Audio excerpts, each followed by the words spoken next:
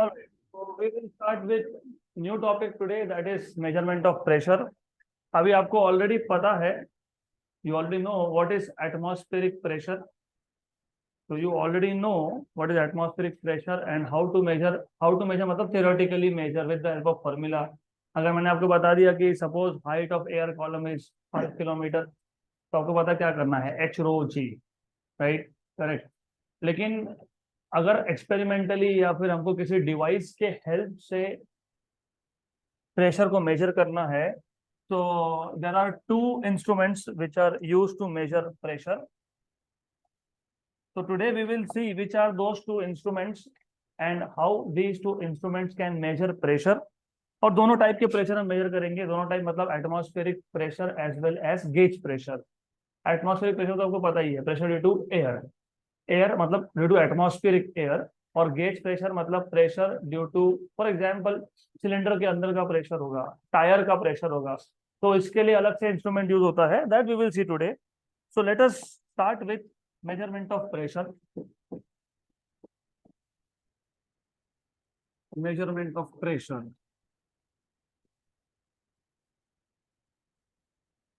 तो सबसे पहले the instruments that we use to measure pressure, इसका स्पेसिफिक नाम है, इसको बोलते हैं प्रेशर मीटर या फिर गेज मीटर या फिर vacuum gauge, right? So the instruments that are used,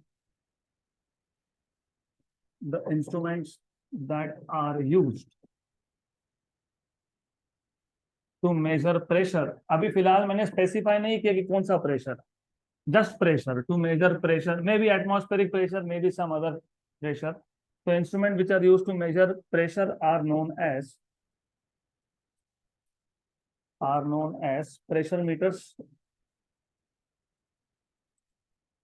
pressure meters or gauge meter or gauge meter, or sometimes they are called as vacuum gauges.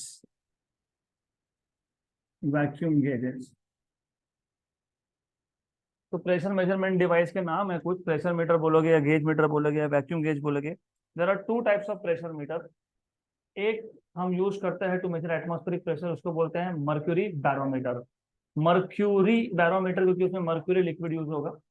दूसरे को हम लोग बोलते हैं open tube manometer. Open tube manometer का और एक नाम है यूट्यूब मैनोमीटर, क्योंकि उसमें यूट्यूब जैसा ग्लास ट्यूब होता है, तो उसका शेप यू ट्यूब है, इसलिए यूट्यूब. नॉट दिस यू, नहीं तो बोलोगे यूट्यूब, ये यू नहीं.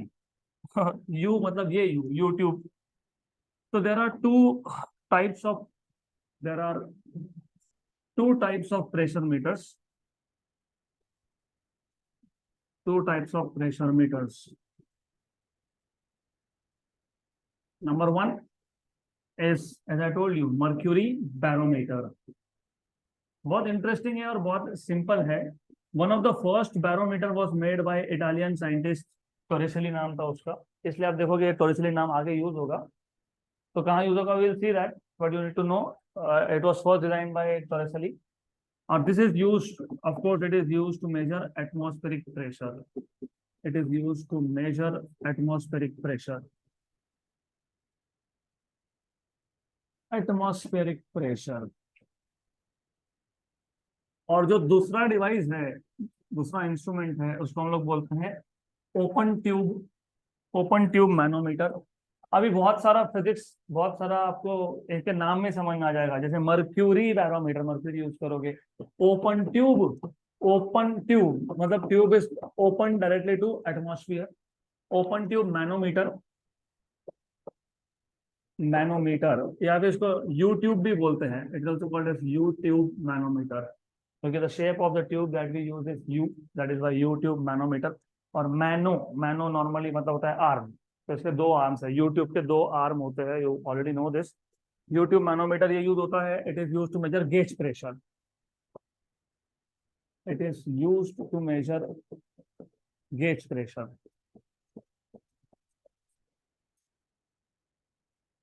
And I expect that you know gauge pressure मतलब क्या. Absolute pressure minus atmospheric pressure, मतलब एक कंटेनर के अंदर जो लिक्विड या गैस होगा उसका प्रेशर. एटमॉस्फेरिक प्रेशर का इसमें कोई रोल नहीं है। Specifically for example I told you, जब टायर के अंदर का प्रेशर मेजर करते हो तो that is gauge pressure, because it is only pressure of air inside that tyre, right. तो वहां पे हम एटमॉस्फेरिक प्रेशर कंसिडर नहीं करते हैं, माइनस कर लेते हैं, उसको बोलते हो गेज प्रेशर। तो in short, gauge pressure is pressure due to liquid column या फिर फ्लूइड का कॉलम। तो one by one we will see what is the construction of mercury barometer, what is the working, how it works. तो ये सब हम देखेंगे one by one. तो will start with first type, that is mercury barometer. अभी आपको पता ही है क्योंकि मैंने अभी बताया कि mercury barometer is used to measure atmospheric pressure. So I will not write that thing again. We know already that a device which is used to measure atmospheric pressure is known as mercury barometer. इस device में दो ही चीज है, actually तीन चीज है। एक है स्मॉल डिश, एक है आपके पास ग्लास ट्यूब, और उसके अंदर है mercury. Done. So it consist of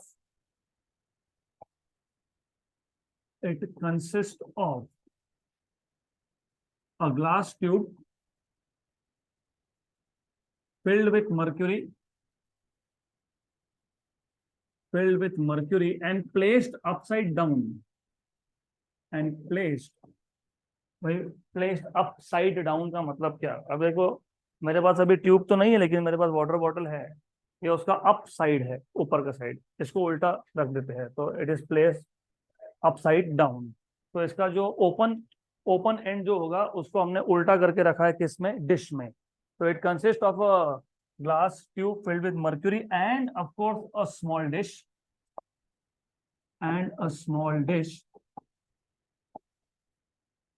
in which the glass tube is placed upside down.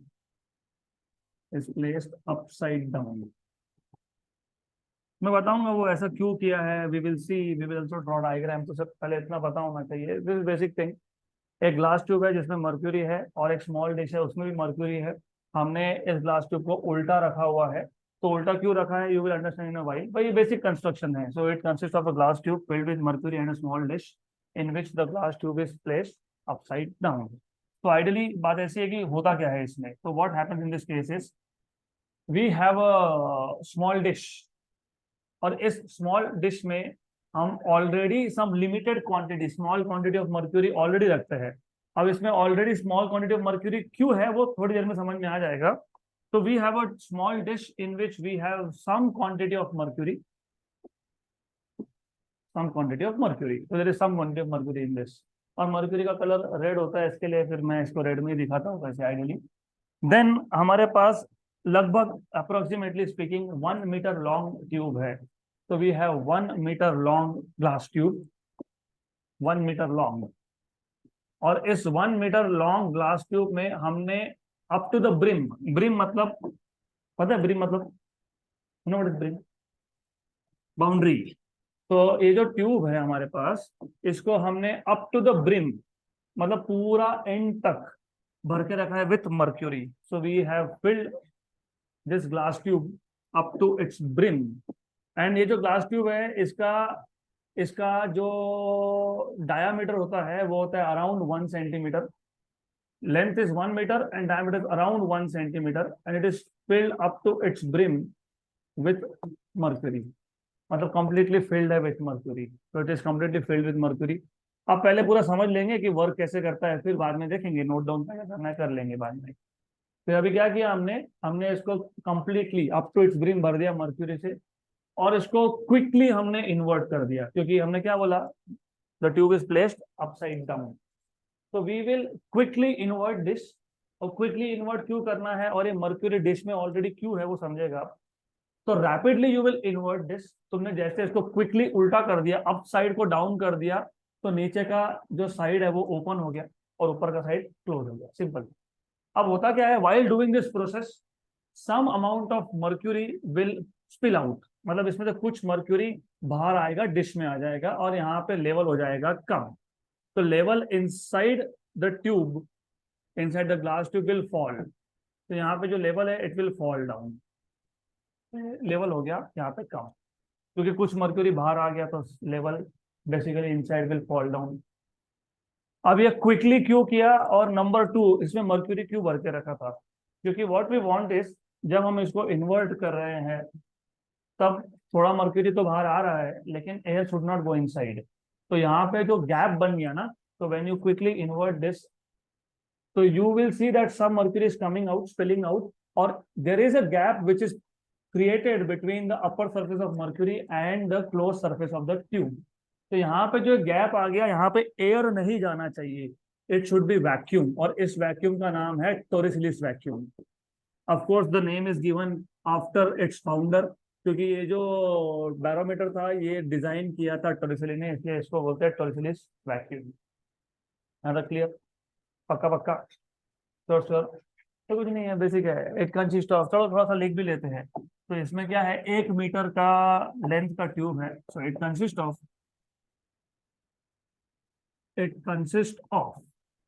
A glass tube, about 1 meter long, and 1 centimeter diameter, filled completely, मतलब filled up to its brim मतलब completely, right? It is filled completely with mercury, up to its brim with mercury.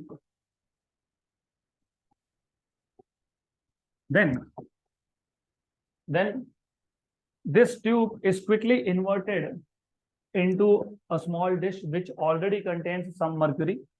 So this tube is quickly inverted into a small dish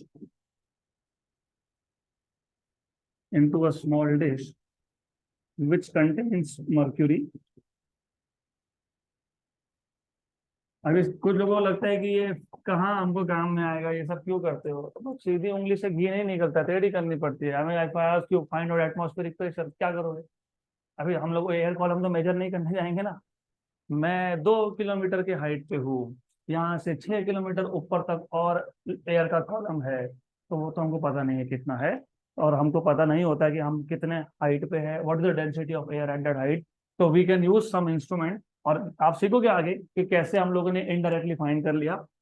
तो अब क्या हुआ, when you are quickly inverting this, क्या होता है फिर, some mercury will spill out and there will be a gap which will be produced between the free surface of mercury and the closed end of the tube. So some amount of mercury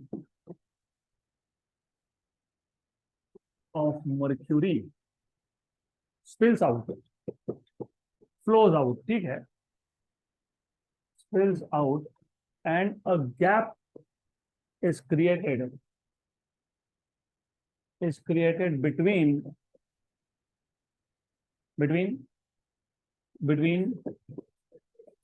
free surface of mercury and the closed end of the tube. तो closed end और mercury के free surface में एक gap बन गया, और इस gap में क्या है, nothing, there is no air in this gap, and this is known as Torisili's vacuum. So there is no air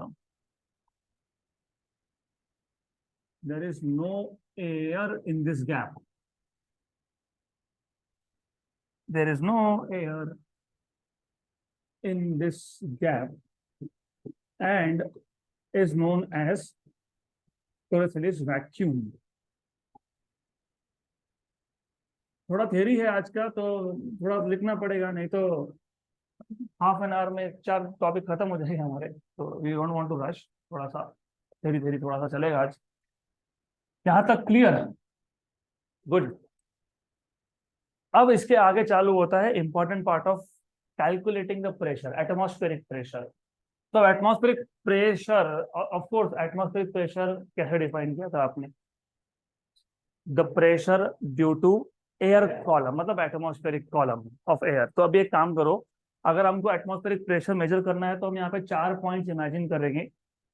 late us take 3 points, 4 points, whichever you want. Let us take 3 points. एक point ले लेंगे, यहाँ पे A point है, this is some point A, at the free surface of mercury inside the tube, एक point है यहाँ पे बी और एक पॉइंट है यहाँ पे सी। सी ये जो पॉइंट है it is at the free surface of mercury but outside the tube. A point है at the free surface of mercury but inside the tube, और एक पॉइंट है B which is inside the tube but at the same horizontal level as that of C. और एक चीज याद रखना, कभी भी अभी इसके आगे, क्योंकि क्वेश्चन भी जेडबल नीट में इस पे आते हैं, जब भी दो पॉइंट्स आपको सेम हॉरिजॉन्टल लेवल पे दिखाए मतलब pressure is same. Pressure at two horizontal points, pressure at two point which are at the same horizontal level, ये हमेशा सेम होता है। तो pressure at C will be equal to pressure at B always. जैसे ही तुम question पढ़ रहे हो, डायग्राम देखा, तुमको डायग्राम में दिखाया है दो पॉइंट सेम लेवल पे, मतलब समझ जाना ये हिंट था, पीवी इक्वल टू पीसी ये यूज होगा। तो this point onwards what will you remember, pressure at two points which are at the same horizontal level is always same. तो PB equal to PC use करना है हमको यहाँ पे, तो इसमें भी होगा। तो let us consider points A, B and C. So consider point A at the free surface, at the free surface of mercury inside the tube,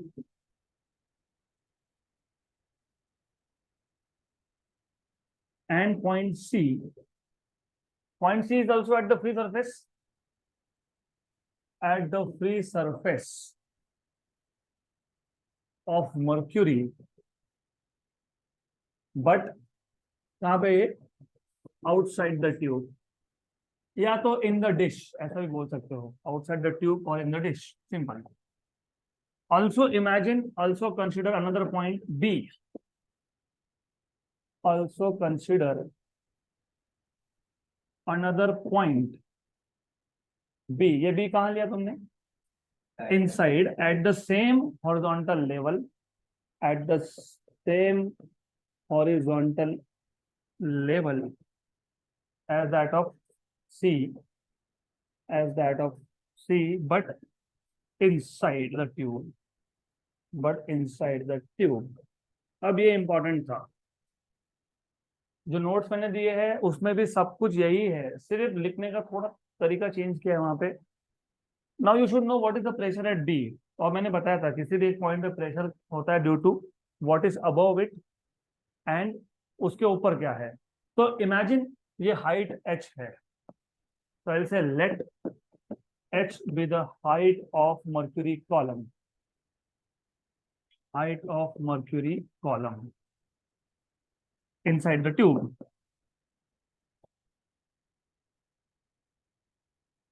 और एक चीज याद रखो, नॉर्मली क्या होता है ना, आपको पता सब कुछ होता है हाउ थिंग्स वर्क, सिर्फ लिखने में गड़बड़ हो जाती है, कभी कभी भूल जाते हैं, फिर हम उसको बहुत मेमोराइज करते हैं कि पहले ये बाद में, कुछ फर्क नहीं पड़ता है, एब्सोल्युटली नो प्रॉब्लम। अब मैं भूल गया था एच मेंशन करना, मैंने कर दिया, यहाँ कर दो, आखिरी में कर दो, क्या फर्क पड़ता है। तो डू नॉट पैनिक, चलता है, थोड़ा यहाँ हुआ लिखा, हाँ फिजिक्स करेक्ट होना चाहिए, बाकी ठीक है, यहाँ तक क्लियर। अभी मुझे बताओ बी पॉइंट पे प्रेशर क्या आएगा, एच रो जी, और उसके ऊपर P A, pressure at A. So pressure at point B is, pressure at point B is PB equal to H rho G plus P A, right. Where ये जो रो है ये भी तो डिफाइन नहीं किया ना, ये क्या है, density of mercury, density of mercury. Okay good then, लेकिन if you know, of course you know what is pressure at A, zero, but pressure at point A is zero, क्योंकि ए पॉइंट के ऊपर vacuum था, right. तो P A equal to zero, क्योंकि there was nothing above point A. तो therefore from 1 and 2 you have pressure at B equal to H rho G, equation number 3। लेकिन हमने जो C और B पॉइंट लिया है वो सेम हॉरिजॉन्टल लेवल पे है, तो प्रेशर क्या आएगा, सेम, तो pressure will be same, but pressure at point B is equal to pressure at point C. Why? Since they are they are at same horizontal level. They are at same horizontal level. Simple. Correct. Therefore, pressure at C equal to pressure at B, but pressure at B कितना है? H rho G. Therefore, pressure at C equal to H rho G. लेकिन C point तो directly atmosphere को expose था, तो what is pressure at C? Atmospheric pressure. Simple. But pressure at C is equal to P0, which is atmospheric pressure, which is atmospheric pressure. अब ऐसा लिखने के पीछे रीजन सिंपल सा है, since point C is directly open to atmosphere, directly open या directly exposed to atmosphere भी लिखते हो, directly open to atmosphere, and therefore atmospheric pressure PO equal to PC, लेकिन PC कितना आया? H rho G. Therefore PO equal to H rho G. तो आप क्या करोगे? H हाइट देखोगे मर्क्यूरी कॉलम का, उसको रो और जी से मल्टीप्लाई करोगे, लेकिन ये रो वाटर का डेंसिटी नहीं है, किसका है? मर्क्यूरी का. तो H इंटू रो इंटू जी करोगे तो मिल जाएगा. और 1 atmospheric pressure is 1.013 into 10⁵ pascal. So this is how you measure atmospheric pressure with the help of mercury barometer. तो बहुत सिंपल सा इंस्ट्रूमेंट है और बहुत इंटरेस्टिंग है, क्योंकि इनडायरेक्टली वी आर मेजरिंग. तो हमारे पास ये इंस्ट्रूमेंट में क्या है? एक ग्लास ट्यूब है जिसको हमने अप टू द ब्रिम मतलब कंप्लीटली फिल किया विथ मर्क्यूरी, और एक स्मॉल डिश है जिसमें already some amount of mercury was there. Some amount क्यों रखना पड़ता है? क्योंकि जब मैं इसको इन्वर्ट करूंगा, जब मैं इस ट्यूब को इन्वर्ट करूंगा तो मर्क्यूरी बाहर आएगा, राइट? एयर अंदर चला जाएगा, तो एयर को अंदर जाने देना नहीं है. दैट इज वाई ऑलरेडी यहाँ पे कुछ मर्क्यूरी हमने रखा है. तो as soon as you invert this, you will see that some amount of mercury is coming out. तो यहाँ पे गैप बन गया ऊपर, and that gap has nothing, even not air, तो वो वैक्यूम है. हमको मेजर करना था एटमॉस्फेरिक प्रेशर. डायरेक्टली अगर कोई पॉइंट एटमॉस्फेयर को ओपन है तो वो है सी पॉइंट. तो हमने सी पॉइंट लिया आउटसाइड द ट्यूब, फिर हमने सेम लेवल पे एक पॉइंट लिया बी इनसाइड द ट्यूब, और एक हमने लिया फ्री सरफेस ऑफ मर्क्यूरी पे but inside the tube, that is point A. तो pressure at C is equal to pressure at B, but pressure at B is H rho G plus P A, बराबर. लेकिन P A क्या है? 0. तो PC which is PB, but PB is H rho G, तो PC equal to, लेकिन PC खुद क्या है? एटमॉस्फेरिक प्रेशर, तो PO equal to H rho G. Done. Simple सा इंस्ट्रूमेंट था. Any doubts with this? नहीं? सिंपल. गुड. तो अगर ये समझा है तो अगला आपको और इजीली समझेगा, क्योंकि आपको समझ में आ गया कि प्रेशर मेजर करने के लिए 2 पॉइंट सेम लेवल पे लेने पड़ते हैं. तो अगला जो इंस्ट्रूमेंट है that is open tube manometer, which is also called as U tube manometer. तो इंस्ट्रूमेंट नंबर 2, उसमें नोट्स में 2-3 लाइंस मिसिंग है, मैं बताता हूँ कौन से. Open tube manometer, not lines but just 2-3 equations are missing. अभी जो ओपन ट्यूब मैनोमीटर है, इसमें जैसे पिछले केस में एक स्ट्रेट ग्लास ट्यूब का वैसा नहीं है. In this you have U shape tube. तो you have U shape glass tube, one end of which is directly open to atmosphere. तो हमारे पास एक यू शेप ट्यूब है, something like this. And by the way इसमें हम लोग mercury भी नहीं यूज करते. मर्क्यूरी क्यों नहीं यूज करते उसका रीजन बताता हूं मैं. We do not use mercury in this case for some reason, I tell you in a while. तो you do not use mercury here. तो एक यूट्यूब हमारे पास है. अभी इसमें हम लोग फिल करते हैं सम लो डेंसिटी लिक्विड, जैसे कि वाटर या फिर अल्कोहल. तो यू बेसिकली यूज इधर अल्कोहल और केरोसिन. केरोसिन भी यूज होता है, वाटर भी यूज होता है. लो डेंसिटी लिक्विड यूज किया जाता है. क्यों? बिकॉज ऑफकोर्स बताता हूँ वो भी. Before I go ahead I should ask you something more important. Suppose ये पहले खाली था, now I am putting some liquid here, water, alcohol. Last bench, तुम थोड़ा इधर हो जाओ, इधर, और अभी साथ में नहीं बैठना. So you will basically use either water or alcohol or kerosene. See, the idea here is, जैसे ही आपने एक साइड में लिक्विड इंसर्ट करना, फिल करना स्टार्ट किया, फिल करते गए करते गए करते गए, and then you stop filling it, तो ऑन इट्स ओन ऑटोमेटिकली दोनों ही आर्म में लेवल क्या रहेगा? Same. Very good. Why? Answer सही है, लेकिन क्यों? क्योंकि both points are directly open to atmosphere, और मतलब डायरेक्टली इसके ऊपर एटमॉस्फेयर है, और एटमॉस्फेयर का जो कॉलम है वो डाउनवर्ड प्रेशर लगाता है, तो दोनों साइड से सेम डाउनवर्ड प्रेशर है, तो लेवल विल बी सेम. तो जब तक इस ट्यूब के दोनों आर्म, दोनों ends, they are open directly to atmosphere, level is same. Level is same. अब हम लोग करते क्या है, हमारे पास एक कोई चेंबर होगा जिसका हमको प्रेशर मेजर करना है. तो I have some chamber, let us say some chamber here. अभी इसको स्पेरिकल दिखाओ, इसको क्यूबिकल दिखाओ, इसको कुछ भी दिखाओ, shape does not matter here. तो ये जो चेंबर है, you can show any shape here as you want. इस चेंबर का नाम दे देता हूं मैं डी. हमको इस चेंबर के अंदर जो भी गैस होगा, whatever it is, whichever gas it is, हमको इसका करना है प्रेशर मेजर. तो we want to measure what is the pressure of this chamber.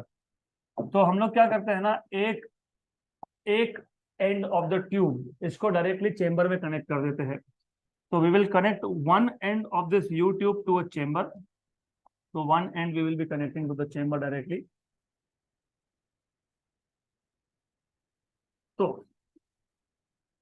So this particular end is directly open, sorry, not open, is connected to the chamber for which you are supposed to measure pressure.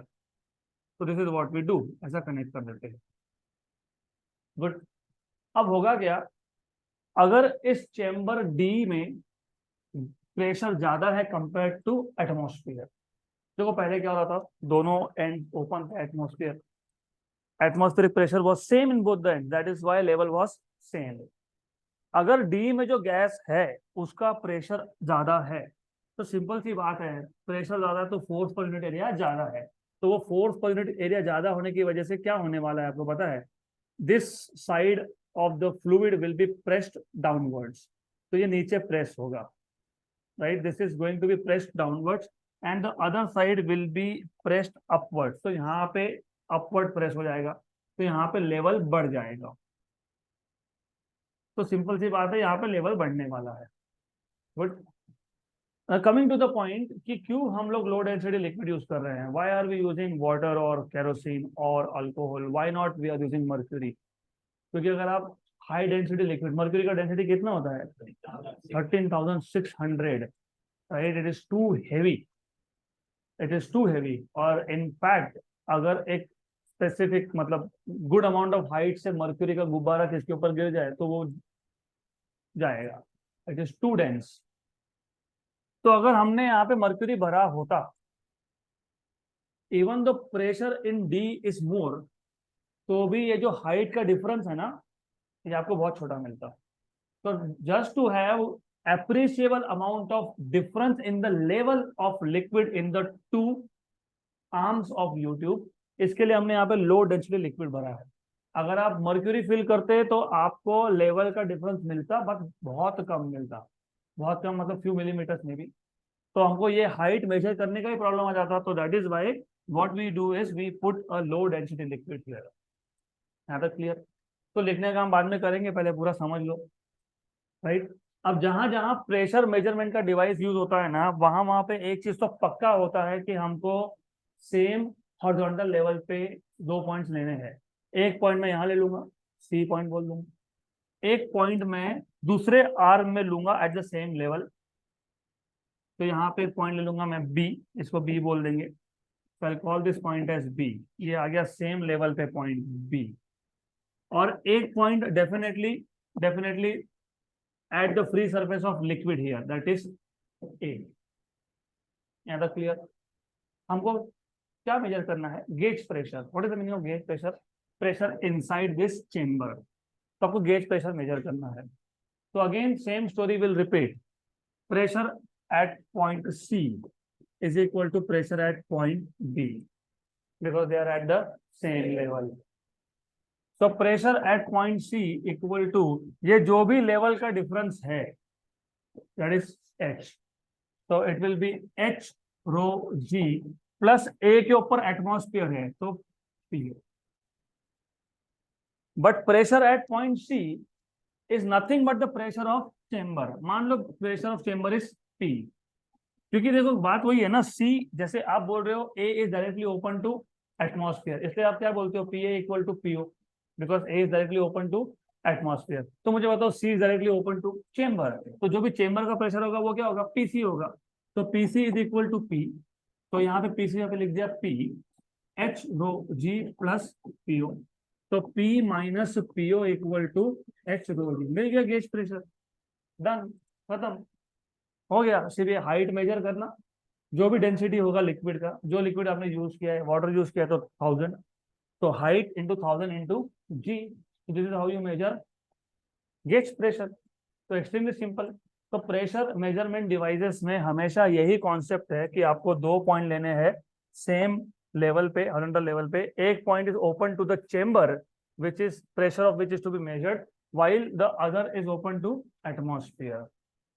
तो अब इसको हम systematically लिख लेंगे.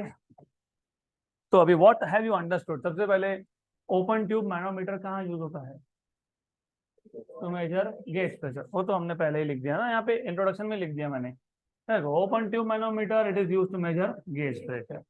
अब उसके बाद diagram हो गया, तो जस्ट एक्सप्लेन दिस. क्या है इसमें, it consist of it consists of a U-shaped glass tube filled with low density liquid. So it consists of a U-shaped glass tube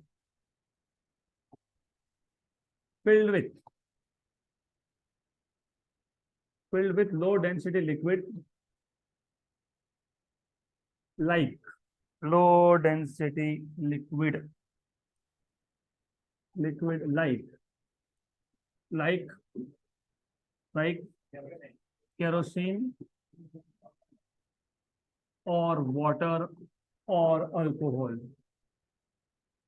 अभी अल्कोहल वहां पे टेक्स्ट बुक में लिखा नहीं है क्योंकि this is the least used. There are some reasons of course. Alcohol मतलब spirit, you know, पता है ना, उसके रीजंस होते हैं. हाईली इन्फ्लेमेबल होता है. नंबर 2, अगर आपको पता होगा, some particular variety of alcohol अगर it comes in contact with air तो वो वेपराइज हो जाता है. तो ये अल्कोहल अगर एटमॉस्फेयर के साथ कांटेक्ट में है तो वेपराइज हो गया वो, तो ऑटोमेटिकली यहाँ लिक्विड का डेंसिटी मतलब सॉरी वॉल्यूम कम होता जाएगा. तो quantity of this will go on reducing. That is why mostly they use water और kerosene. So actually they use water more than kerosene. Good.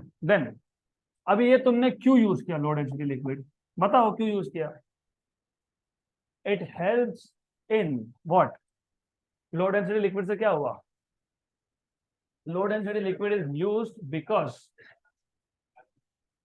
What you want is, क्या चाहिए तुमको, appreciable difference in the level of liquid in the two arms.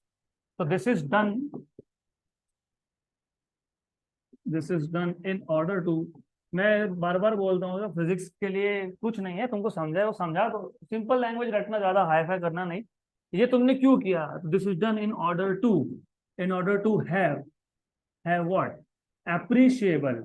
Appreciable मतलब तुम measure तो कर पाओ उसको. एप्रिशिएबल डिफरेंस, किसमें डिफरेंस, लेवल में. तो appreciable difference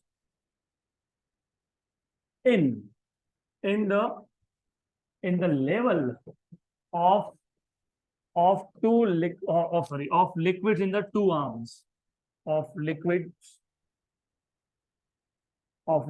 in the two arms of U-tube, in the two arms of U-tube. Good. उसके बाद क्या किया हमने, एक arm is connected to chamber D of which pressure is to be measured while the other is directly kept open to the atmosphere. So one arm is connected to the chamber vessel, whatever you want to say, cylinder, to the chamber D, of which pressure is to be measured. Pressure is to be measured while the other is, क्या किया इसको, is kept open to the atmosphere.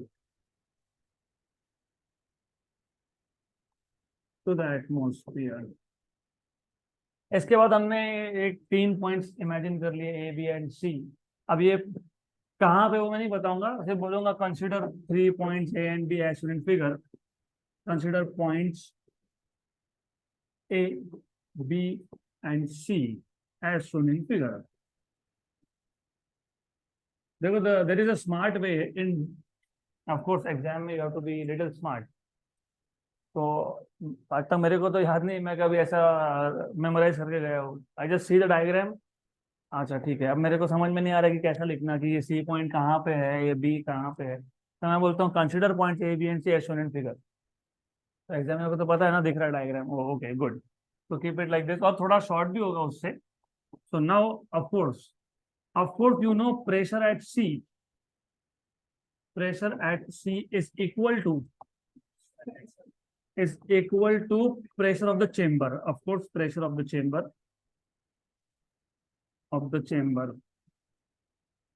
Therefore, you can write down pressure at C is equal to P, equation number 1, where P is pressure inside the chamber. But pressure at C is also equal to pressure at B, since B and C are at same horizontal level.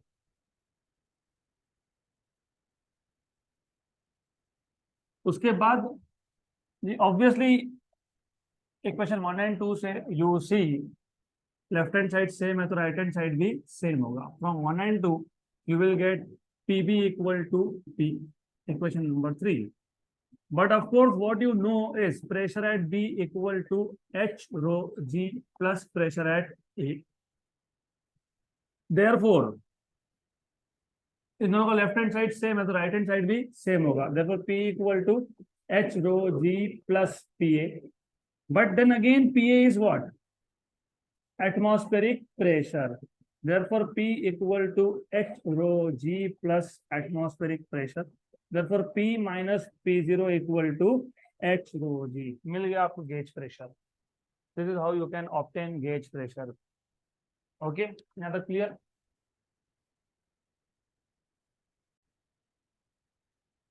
Okay, so this is all about pressure measurement. 2 ही instruments हमको देखने थे, एक था mercury barometer, एक था open tube manometer. और ये दोनों याद रखना, जहां भी यू शेप का ट्यूब दिखे दैट इज मैनोमीटर. क्योंकि आगे मतलब इस चैप्टर के नेक्स्ट पार्ट में इसके 2 पार्ट्स थे, हाइड्रोस्टैटिक्स एंड हाइड्रोडायनामिक्स. तो हाइड्रोडायनामिक्स में जब लिक्विड फ्लो होता है ना, तो मूविंग लिक्विड का 2 पॉइंट्स पे प्रेशर डिफरेंस होता है. क्योंकि यू ऑलरेडी नो, मैंने आपको पहले ही बताया था, current always flows when there is potential difference between 2 points. Very good. Temperature always flows, sorry heat always flows when there is temperature difference between 2 points. For example, बाहर का temperature ज्यादा है, अंदर का कम है, तो heat is flowing from outside to inside, right.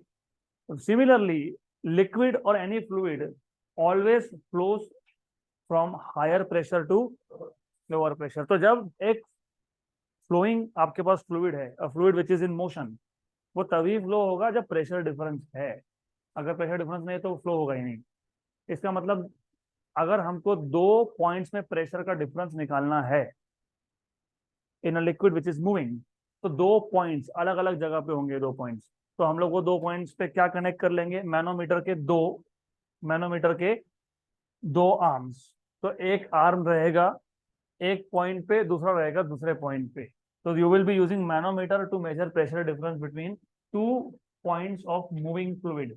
तो बर्नौलीज इक्वेशन में वापस लगेगा ये, तो याद रखना, वहां पे डायग्राम में दिखेगा आपको एक मैनोमीटर दिखेगा. गुड.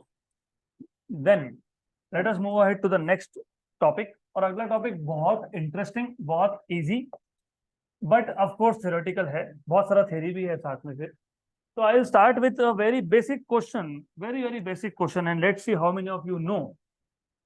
बहुत सारे एग्जाम्पल्स है. जब बारिश होती है तो मोर और लेस वाटर का जो ड्रॉपलेट होता है उसका शेप क्या होता है? स्पेरिकल. मोर और less. Actually it's not really spherical.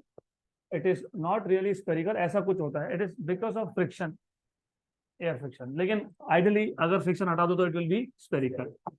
या फिर वो अभी जतरा लगी हुई है, वो एक ट्यूब मिलता है जिसमें सोप सोल्यूशन होता है, and then you dip something, a wire like structure, take it out and you blow it. What is the shape of bubble? Spherical. तो हैव यू एवर वंडर्ड कि स्पेरिकल ही क्यों आया, क्यूबिकल क्यों नहीं आया? Why not some kind of prism shape bubble? ऐसा क्यों हुआ? ड्रॉप का शेप स्पेरिकल, बबल का शेप स्पेरिकल, तो व्हाई? क्यों होता है स्पेरिकल, क्यों होता है? Pressure. Yes, there is something to do with pressure, but वो बहुत आगे की बात है. I am asking very basic question. Water surface is stretched. Very good. उसको बोलते हैं सरफेस टेंशन. तो the shape of liquid drop और a bubble is spherical because of something called as surface tension. और वही हमारा अगला टॉपिक है. And again, of course, there are many more examples of surface tension. For example, you must have seen there are small insects, spider. They can walk on the surface of water. उसको water spider बोलते हैं, by the way, water spiders. They can walk on the surface of water. It is not because कि उनका weight बहुत कम है. It is not because of that. नहीं तो बोलोगे क्योंकि they have very less weight, so they can walk. We humans have more weight. We cannot walk on the surface of water. ऐसा नहीं है, ऐसा नहीं है. It is because the free surface of liquid, it behaves like a stretched elastic membrane. So I hope you know what is a stretched elastic membrane. पता है? नहीं पता? नहीं पता तो बहुत सारे एग्जाम्पल तो रियल लाइफ में होते हैं, बहुत सारे हैं. वो एक जंप करने के लिए एक ब्लैक कलर का, क्या बोलते हैं उसको? हाँ, something poline, I don't know how to pronounce it, trampoline, whatever it is. तो उसमें देखा आप कैसे स्ट्रेच करके रखते हैं उसको. तो इफ यू नोटिस प्रॉपरली तो you will see such kind of a stretching there. ऐसा स्ट्रेच होता है वो. तो any free surface of liquid behaves like this stretched elastic membrane. अब ये स्ट्रेचिंग हुआ क्यों? The answer you will find, but that property of stretching is called as surface tension. ये सरफेस टेंशन ये होता है surface property. It is surface property of a liquid at rest. तो any liquid या फिर any surface भी बोल सकते हो. तो free surface of a liquid at rest, free surface of a liquid at rest shows a very interesting property. Very interesting क्या देखेंगे बाद में. Shows a very interesting property known as surface tension. अब ये इंटरेस्टिंग क्यों है? I'll tell you.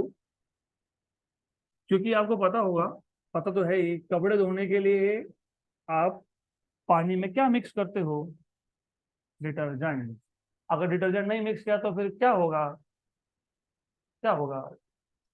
क्या होगा? कपड़े क्लीन नहीं होंगे, सिंपल. तो ये डिटर्जेंट मिक्स करने से क्या हुआ? तो ये सरफेस टेंशन कम हुआ. अगर आप सिर्फ पानी में कपड़ों को धोते हो तो होता क्या है आपको वैसे पता है. माइक्रोस्कोपिक लेवल पे इफ यू लुक, कोई भी एक फैब्रिक ले लिया आपने, मतलब कपड़ा ले लिया in short, and if you check at microscopic level, अगर आप माइक्रोस्कोप से देख रहे हो उसको, तो you will find a mesh like structure. Mesh, not mess. Mesh. Mesh पता है? मेश. मैशेस पता है? मैश किसको बोलते हैं? पता है मैश किसको बोलते हैं? नहीं पता? You don't know what is mesh? इसको बोलते हैं मैश. तो at microscopic level you will find any fabric has such kind of structure. जब आप नॉर्मल वाटर से पानी धोगे, तो सॉरी, नॉर्मल वाटर से कपड़े धोगे, पानी कैसे धोगे? वाटर तो पानी होता है. When you wash clothes, yes I am saying it correct now, when you wash clothes with normal water, water का सरफेस टेंशन ज्यादा होता है तो उसका स्ट्रेचिंग ज्यादा है, और जो डस्ट पार्टिकल होते हैं ना नॉर्मली वो यहाँ पे होते हैं एट सच कॉर्नर्स। अब जब सादे पानी से तुम कपड़ों को धोते हो तो बिकॉज ऑफ सरफेस टेंशन वहां पे फिल्म बन जाता है, ऐसा पानी पास ही नहीं होता। तो पास नहीं होता तो डस्ट पार्टिकल कहाँ से जाएगा, नहीं जाता है। Then you add detergent to it. Detergent add करने से टेंशन कम होता है, सरफेस टेंशन कम होता है। सरफेस टेंशन कम होता है और पानी गर्म करने से भी सरफेस टेंशन कम होता है। तो सरफेस टेंशन कम होगा तो ये जो यहाँ पे फिल्म बना ये फिल्म ब्रेक हो जाएगा और यहाँ से रैपिडली पानी जाएगा, तो साथ में डस्ट पार्टिकल को भी लेके जाएगा। तो this is how clothes get cleaned up. The idea behind that is surface tension is reduced. So that is why I told you this is very interesting property, क्योंकि आप डे टू डे लाइफ में भी इसको use करते हो definitely. अब एक और प्रॉब्लम होता ही है, कपड़े का कलर निकलना। तो आपको पता है इन इट्स प्योरेस्ट फॉर्म हर एक material is only white, then we dye it, we put red colour, we put blue colour etcetera etcetera. अब जब डिटर्जेंट ऐड करने से डस्ट निकलेगा तो कलर क्यों नहीं निकलेगा फिर, तो कलर भी निकलता है।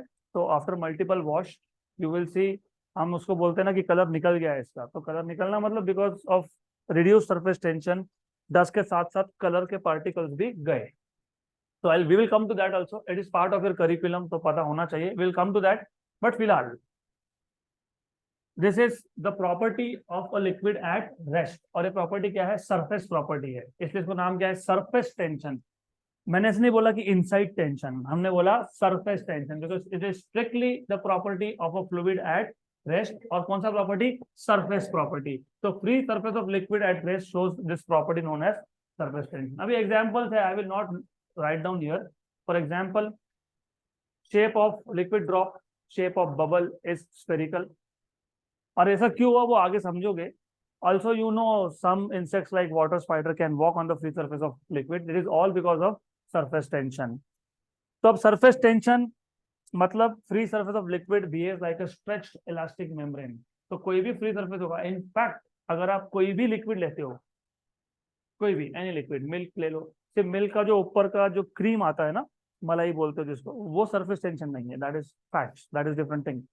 राइट, वो फैट्स माइनस कर दो उसमें से, और कोई भी फ्री सरफेस को देखो, साइड से देखो, साइड व्यू से, तो आपको दिखेगा ऐसा stretch, you can see a film. Clean glass ले लो घर में, उसमें कोई भी लिक्विड डाल दो, साइड से देखो, you can see a stretch membrane on the top surface. अब ये जो स्ट्रेच मेम्ब्रेन है ये बना क्यों, ये समझने के लिए we will have to take help of molecular theory. इसलिए सरफेस टेंशन का एक्सप्लेनेशन पूरा का पूरा कवर होगा बाय मॉलिक्यूलर थ्योरी। अब ये मॉलिक्यूलर थ्योरी क्या है, कमिंग टू दैट ऑल्सो। और by the way molecular theory ही क्यों बोला है, क्योंकि you know most of the liquids are in molecular form. Water is H2O molecule है, H2O है, राइट। तो we will take help of molecular theory to understand why there is surface tension. तो सबसे पहले तुमको पता होना चाहिए what are intermolecular forces. So do you know what are intermolecular forces? The force of attraction between two molecules of a substance is known as intermolecular force. So yes. So most of the substance, we know that most of the substance are made up of molecules. यहाँ पे मैं molecule word use करूंगा strictly, I am not saying atom और particle, क्योंकि यहाँ पे बात हो रही है मोस्टली लिक्विड्स की, और लिक्विड्स मोस्टली होते हैं molecular. Life essential liquid water is also molecule H2O। तो इंटरमॉलिक्यूलर फोर्स मतलब the force of attraction,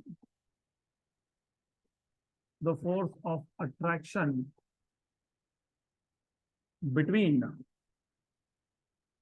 between two molecules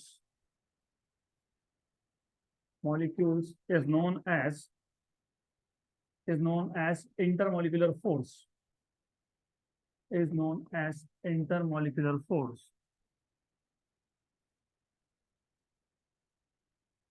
okay, तो बट ऑब्वियसली बात है, जहां पे इंटरमॉलिक्यूलर फोर्स ज्यादा होगा वहां पे शेप वेल डिफाइंड होगा।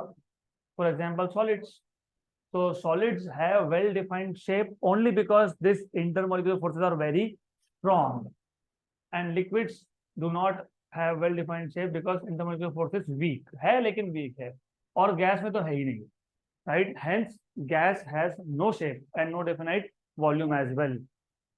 ये जो इंटरमोलिकुलर फोर्सेस होते हैं, they are of two types, पता है, कोहेसिव एंड एडहेसिव। तो very good that you already know, I think chemistry में या फिर स्कूल लेवल में कवर हुआ होगा। तो can you tell me what is the meaning of cohesive force? Force of attraction between same molecules, I think शायद 11 में भी था। तो force of attraction between two molecules of the same substance, that is important, two molecules of the same substance. The force of attraction,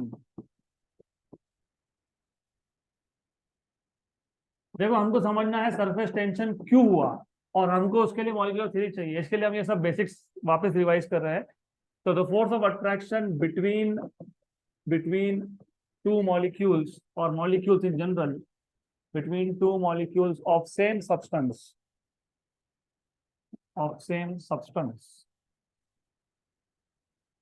is known as cohesive force, For example, force of attraction between two water molecules.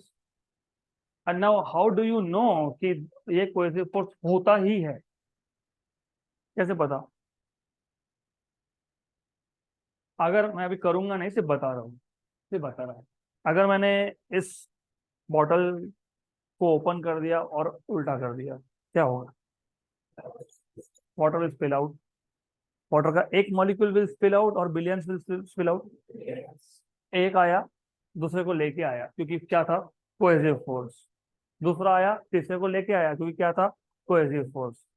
तो since you see that most of the quantity of water is coming out, ये हुआ ही इसके लिए क्योंकि दो water molecules में क्या था? Strong force of attraction.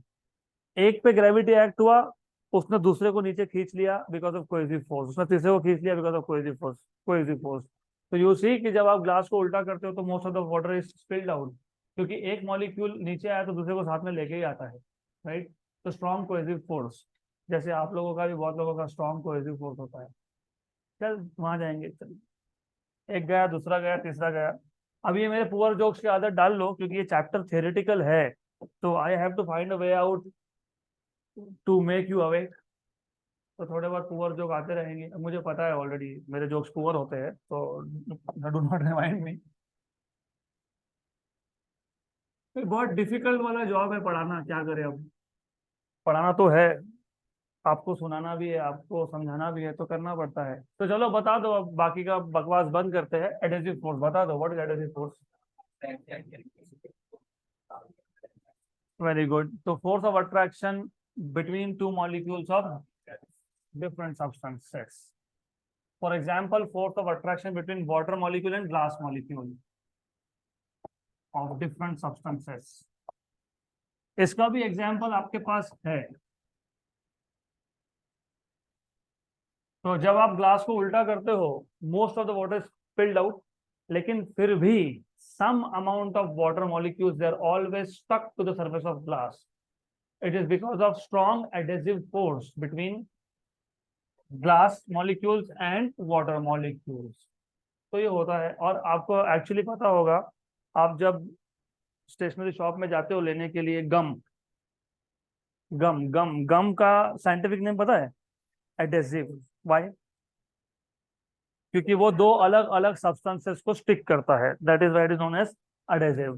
तो adhesive force is the force of attraction between two molecules of different substances, two atoms of different substances, fine, two particles of different substances, fine. Then there is something called as range of molecular force, जिसको range of molecular attraction भी बोलते हैं, क्योंकि molecular force ये हमेशा क्या होता है? अट्रैक्टिव होता है। तो इसके अलग अलग बुक में आपको अलग अलग नाम मिलेंगे। कहीं बोला होगा रेंज ऑफ मॉलिक्यूलर फोर्स, कहीं बोला होगा रेंज ऑफ मॉलिक्यूलर अट्रैक्शन। तो ठीक है, एक ही बात है। फोर्स इज अट्रैक्टिव, इसके लिए इसको रेंज ऑफ मॉलिक्यूलर अट्रैक्शन भी बोलते हैं। क्या एनी गेस क्या होगा ये? क्या होगा ये रेंज ऑफ मॉलिक्यूलर अट्रैक्शन? मतलब क्या होगा? The maximum distance up to which intermolecular forces are effective हम भी जब फोन पे बात करते हैं ना, बोलते हैं रेंज नहीं आ रहा, रुको रेंज में आने दो। रेंज में आने तो मतलब you are in the coverage area of a tower which will basically help you transmit signal. वैसे ही अगर मेरे पास दो मॉलिक्यूल्स है, तो दो मॉलिक्यूल्स एक दूसरे को अट्रैक्ट करेंगे, ये तो सही बात है, लेकिन क्या ये एक दूसरे को इन्फिनाइट डिस्टेंस से अट्रैक्ट करेंगे? Of course no. तो they will attract each other only up to a certain distance, जो होता है फ्यू नैनोमीटर्स, 10⁻⁹ मीटर के रेंज में होता है। तो अगर आपने इनको कुछ ज्यादा ही दूर लेके चले गए, तो they will not attract each other. मतलब any molecule can attract any other molecule up to a certain distance, and that certain distance is known as range of molecular force. So range is maximum distance up to which intermolecular forces are effective. So the maximum distance,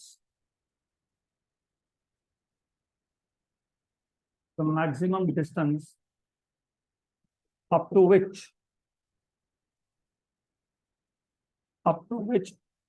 intermolecular forces are effective is known as range of molecular force या फिर range of molecular attraction। और मैंने जैसे बताया, this range जिसको हम denote करते हैं कैपिटल आर से, ये जो रेंज होता है ना, this is very small, approximately 10⁻⁹ metre, मतलब फ्यू नैनोमीटर की रेंज होता है। इसका मतलब है शॉर्ट रेंज फोर्सेस है।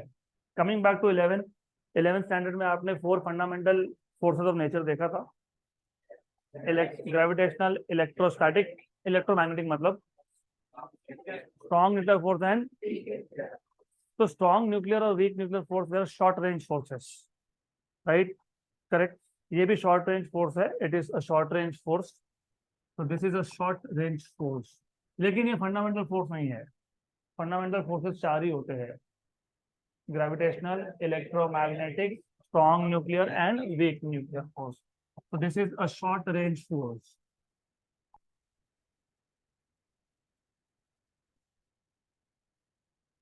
Clear? Now there is something, अब देखो क्या है, ये जो तुमने मॉलिक्यूलर अट्रैक्शन का रेंज बोला, रेंज ऑफ मॉलिक्यूलर अट्रैक्शन, अब any molecule, suppose a molecule can attract other molecule up to a distance r, बराबर।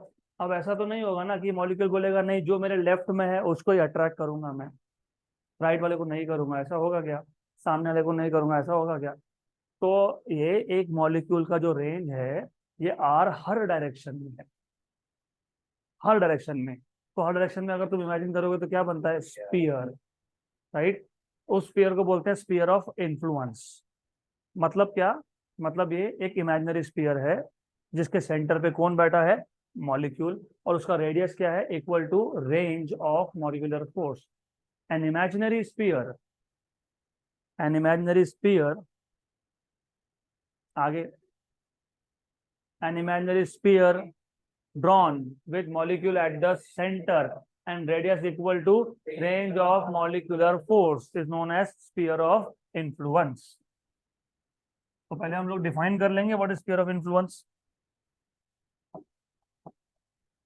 स्फीयर ऑफ इन्फ्लुएंस, क्योंकि ये सारे के सारे कॉन्सेप्ट आपको सरफेस टेंशन समझने के लिए लगने वाले हैं कंपलसरीली, तो यू शुड नो। और इस पे क्वेश्चंस भी आते हैं, explain surface tension on the basis of molecular theory, बहुत बार आया थ्योरी क्वेश्चन, बोर्ड एग्जाम में बहुत बार आया है। तो an imaginary sphere,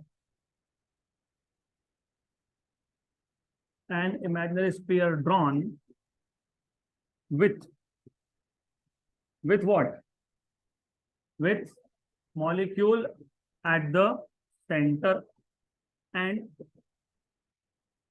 radius equal to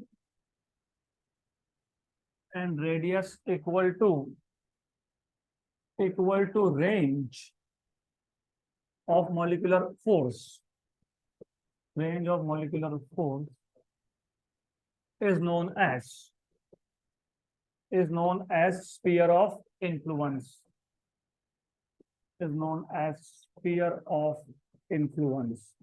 influence मतलब इन्फ्लुएंस करना, इफेक्ट करना, इफेक्ट करना मतलब यहाँ पे इस केस में अट्रैक्ट करना है, क्योंकि यहाँ पे रिपल्सिव फोर्स तो होता ही नहीं है। तो फॉर एग्जाम्पल, अभी इसके बहुत सारे मतलब होते हैं, बताता हूँ व्हाट डज दैट मीन। तो फॉर एग्जाम्पल, सपोज हमारे पास ये एक मॉलिक्यूल था, इसका रेंज है आर। हमने एक स्पीयर ड्रॉ कर लिया with this molecule at the centre, something like this. Okay, इसका रेडियस आ गया आर, रेडियस इज आर। इसका मतलब ये भी होता है कि any molecule, I see that is a mobile phone, right, तो उसको अंदर रख दो, you are still in my sphere of influence, तो you should keep that inside. तो एनीवेज, जोक्स अपार्ट, अब ऐसी बात है, इसका मतलब ये भी होता है any molecule which is inside this sphere of influence will exert a force of attraction on the molecule at the center and vice versa। मतलब ये अगर सेंटर के मॉलिक्यूल को अट्रैक्ट कर सकता है तो सेंटर का मॉलिक्यूल भी इसको अट्रैक्ट करेगा। so any molecule inside the sphere of influence exerts a force of attraction on the molecule at the center, and also it experiences attractive force due to molecule at the center। इससे बाहर गया then it has no effect, so there is no interaction, there is no force of attraction। ये समझना सबसे जरूरी है to understand surface tension. तो simple सी बात है, any molecule inside this sphere of influence, any molecule inside the sphere of influence will attract or will exert force of attraction on the molecule at center and vice versa। so this means that any molecule inside the sphere of influence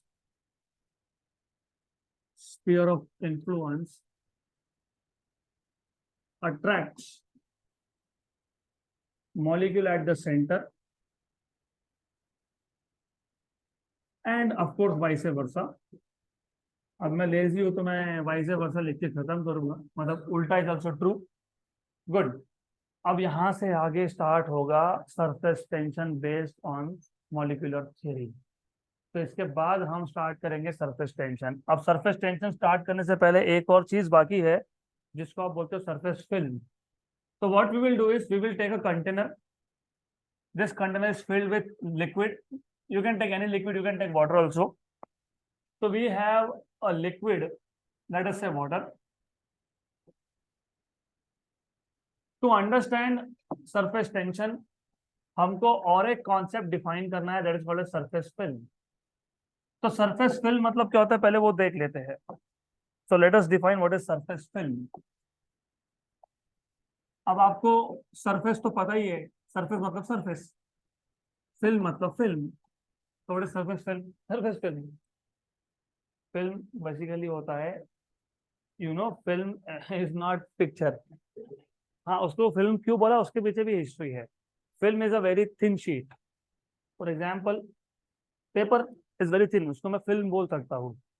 for example जब आप mobile phone लेते हो तो mostly आप laminate करने जाते हो, screen guard लगाने जाते हो। स्क्रीन गार्ड अभी तो टफन ग्लास है ना, गोरिल्ला ग्लास 3, 4, 5 जो भी वर्जन आ गया, लेकिन पहले ऐसा कुछ था नहीं।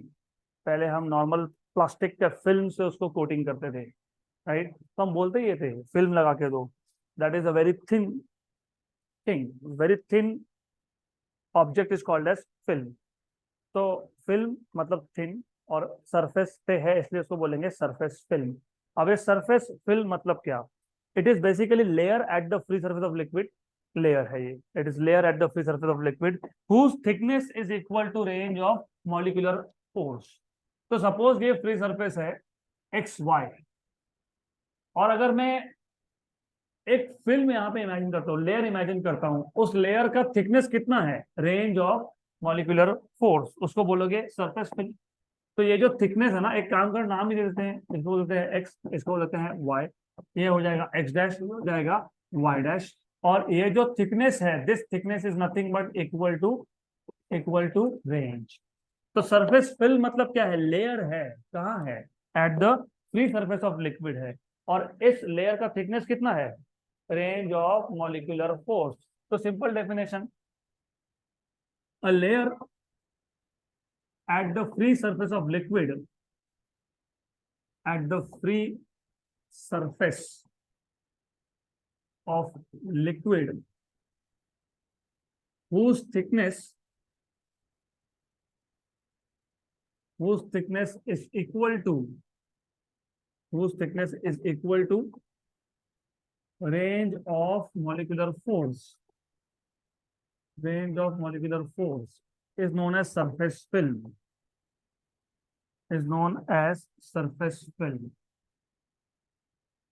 अब सारा सरफेस टेंशन का कॉन्सेप्ट यहां से स्टार्ट होता है। ये सारा बेसिक बैकग्राउंड था। अब to understand surface tension what we will do is, हम लोग 3 मॉलिक्यूल कंसीडर करेंगे। Let us say A, B and C. A molecule is well inside the liquid, मतलब it is well inside, it is deep inside. B molecule is somewhere in the surface film and C molecule is right at the top surface. और क्योंकि ये तीनों molecules same liquid के हैं, जैसे water है, तो तीनों का स्फीयर ऑफ इन्फ्लुएंस भी सेम साइज का होगा। दैट इज द आइडिया, तो यू नीड टू रिमेंबर। और आपको पता होना चाहिए, अभी मैंने बताया सरफेस फिल्म का थिकनेस कितना है, रेंज जितना, तो मोर और लेस। ओके, तो मोर और लेस, ठीक है। ये थिकनेस क्या होना चाहिए, रेडियस, तो बराबर है। तो this is a perfect example of it. अब मैं क्या करूंगा, 3 मॉलिक्यूल लूंगा, एक को लूंगा well inside, A molecule is well inside. एक को लूंगा मैं समवेयर बिटवीन सरफेस फिल्म, और एक मॉलिक्यूल लूंगा right at the free surface. तो 3 मॉलिक्यूल हम कंसीडर करेंगे। Let us take 3 molecules. ये आ गया आपका ए मॉलिक्यूल, ये आ गया आपका बी मॉलिक्यूल, और दिस इज सी मॉलिक्यूल। तो हमारे पास 3 मॉलिक्यूल है, A, B and C. A is well inside, B is in the surface film and C is right at the surface, free surface of liquid. अब होता क्या है, ए का जब आप बात करोगे, और क्योंकि ये प्योरली थ्योरी है तो अभी हम लिखने में टाइम वेस्ट नहीं करने वाले हमारा। ए का जो स्फीयर ऑफ इन्फ्लुएंस है, इस स्फीयर ऑफ इन्फ्लुएंस में सारे के सारे मॉलिक्यूल सेम टाइप के हैं। क्योंकि अगर ये वाटर मॉलिक्यूल है ए, तो उसके आजू बाजू, ऊपर नीचे, आगे पीछे, हर जगह पे क्या होगा, वाटर मॉलिक्यूल, राइट। और हर डायरेक्शन में होगा। इसका मतलब जितना कोहेसिव फोर्स, एडहेसिव फोर्स यहाँ पे है ही नहीं, क्योंकि यहाँ पे दूसरे टाइप का मॉलिक्यूल है क्या, नहीं, all the molecules are of the same type. तो जितना कोहेसिव फोर्स एक साइड से है, उतना ही कोहेसिव फोर्स दूसरे साइड से है। तो this molecule A will be attracted with equal amount of forces on all the sides. तो जितना भी फोर्स एक डायरेक्शन में है, उतना ही फोर्स अपोजिट डायरेक्शन में भी है, राइट। तो ये जो ए मॉलिक्यूल है, इस पे एक्चुअली सबसे ज्यादा फोर्स है, लेकिन नेट फोर्स कितना है, 0। So molecule A which is well inside the liquid experiences the maximum amount of cohesive force, but the net force is still 0.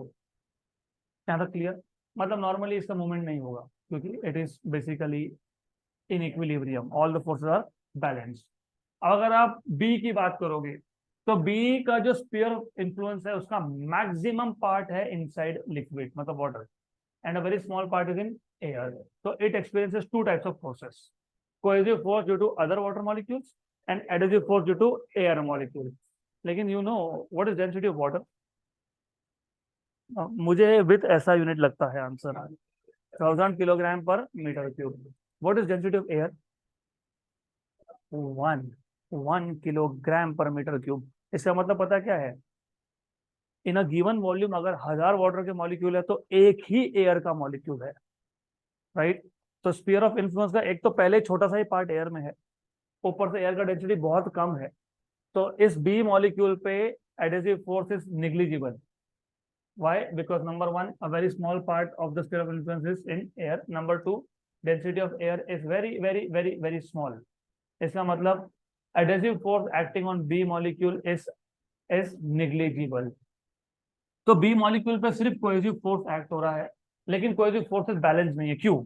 अगर मैं साइड वाइज बात करूं, तो साइड वाइज तो बैलेंस हो गया। B के एक साइड में एक मॉलिक्यूल, दूसरे साइड में भी दूसरा मॉलिक्यूल है, तो अट्रैक्टिव फोर्स तो है, राइट। तो वो कोहेसिव फोर्स तो हो गया बैलेंस। लेकिन अगर मैं नीचे एक मॉलिक्यूल लेता हूं, वो कौन सा फोर्स लगा रहा है? कोहेसिव। और ऊपर उसको बैलेंस करने के लिए कोई है क्या? नहीं है, नहीं है। तो side wise cohesive forces balance हो गए, लेकिन जो डाउनवर्ड कोहेसिव फोर्स उसको बैलेंस करने के लिए कोई मिला ही नहीं। तो नेट फोर्स कौन सा है? कोहेसिव। कोहेसिव डायरेक्शन क्या है? डाउनवर्ड। तो B molecule experiences net downward cohesive force. अब ये स्टोरी सिर्फ बी मॉलिक्यूल का नहीं है, ये हर उस मॉलिक्यूल का है जो सरफेस फिल्म में है। मैंने सिर्फ दिखाने के लिए एक ही लिया, लेकिन ये सेम स्टोरी हर एक उस मॉलिक्यूल का है विच is in the surface film. अगर आप सी की बात करोगे तो सेम चीज, half part of sphere of influence is in air and half is in water. But again, density of air is very very less compared to density of water. इसका मतलब adhesive force is very very less, almost negligible. So net force is downwards and that is cohesive. है ना clear? बराबर। अब हम आएंगे कि surface tension का कॉन्सेप्ट कैसे आया, वो स्ट्रेच इलास्टिक मेम्ब्रेन क्यों हुआ। तो overall what is your observation? All the molecules right at the top surface or anywhere between the surface film they are experiencing net downward force. अभी अगर इन पे नेट डाउनवर्ड फोर्स है तो वो कहाँ जाएंगे? कहाँ जाएंगे? ये पेन छोड़ दिया, कहाँ गया? डाउनवर्ड्स। क्यों? Net force was downward. तो ये सरफेस फिल्म में जितने भी मॉलिक्यूल्स है, नेट फोर्स कहाँ है? डाउनवर्ड्स। तो this molecule will basically start moving down because of net cohesive force. इसका मतलब जो सरफेस लेयर, सरफेस फिल्म में जो नंबर ऑफ मॉलिक्यूल्स है वो कम हो गए। So it minimizes the number of molecules. कम हो गए ना, क्योंकि most of the molecules they are going down because of the net downward force. यहाँ तक क्लियर? बराबर, राइट। तो जहां पे नंबर कम हो, अभी ऐसा तो फिर सब हर एक सरफेस का मॉलिक्यूल बोलेगा मैं नीचे जाऊंगा, राइट। तो सरफेस फिल्म तो रहेगा ही नहीं, फिर खत्म। तो पहला सरफेस फिल्म के सारे मॉलिक्यूल नीचे आ गए, फिर नया सरफेस बन गया उसके सारे नीचे आ गए, फिर नया बन गया, सब सब सब नीचे आते जाएंगे। तो ऐसा कभी लिक्विड का सरफेस बचेगा ही नहीं। तो जो सरफेस के बचे खुचे मॉलिक्यूल होते हैं, the remaining molecules in the film, वो क्या करते हैं? They basically hold themselves tightly. जैसे फॉर एग्जांपल मैंने बोला आपको ह्यूमन चेन बनाओ और एक दूसरे को एकदम कस के पकड़ लो। तो कस के पकड़ना मतलब टाइटली, राइट, करेक्ट। तो ये जो सरफेस के मॉलिक्यूल्स है जो बच गए, बाकी तो गए नीचे। तो एक तो पहले नंबर ऑफ मॉलिक्यूल्स मिनिमाइज हो गया because some molecules have already gone down. तो जो बच गए they hold each other very tightly, और that is why the surface will look like stretch. पहले तो मॉलिक्यूल का नंबर कम था, और जो बचे molecule they are holding each other tightly, and because of that they are stretched. So the free surface of liquid will look like stretched elastic membrane, and that is the reason that a water spider can walk on the free surface of liquid, क्योंकि वो जो free surface है वो stretched surface है, वहाँ पे tension ज्यादा है। तो वहाँ पे water molecules, sorry, spider can walk on this surface. Also ये ड्रॉप का शेप स्फेरिकल क्यों हुआ? जहां पे नंबर ऑफ मॉलिक्यूल्स कम हो, मिनिमम हो, राइट। तो सरफेस एरिया भी मिनिमम बनता है। If you have less number of, you can say quantity of matter, तो जो एरिया है वो भी क्या होगा? कम। आपको पता है मिनिमम सरफेस एरिया कौन से ज्योमेट्रिकल स्ट्रक्चर का होता है? स्फीयर। तो that is the reason, because of surface tension, that the property of surface tension is to have the minimum surface area, and that is why the shape is spherical, and that is the reason even our star sun is spherical, क्योंकि वहां पे plasma है, that is a fluid, और हर एक fluid का property होता है surface tension, hence it is a spherical ball. तो यहाँ तक क्लियर? पक्का पक्का? तो इसके आगे का देखेंगे अभी हम लोग कल।